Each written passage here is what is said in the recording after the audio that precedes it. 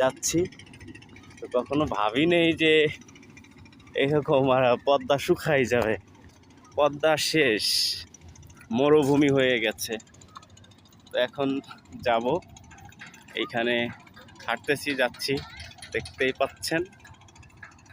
এই যে পার হয়ে এসেছি, এই পদ্মার পার।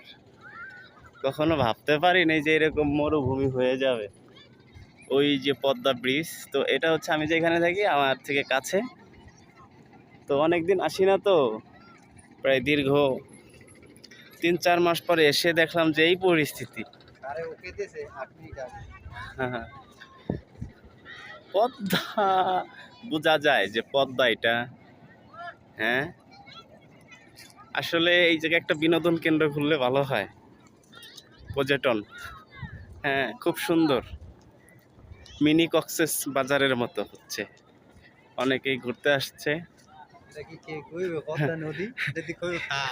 এটা বলতে পারবে না যে কেউ পদ্মা নদী, মনে হচ্ছে যে গ্রামের খালবিল এরকম মনে হচ্ছে, শুকায় গেছে।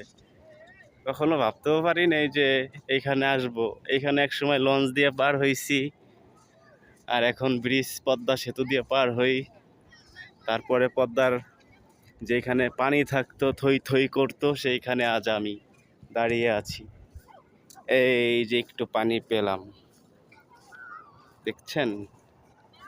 এই হচ্ছে পদ্মার চারপাশের আঙিনা।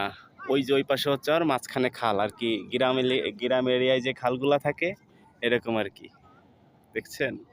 ওয়াও।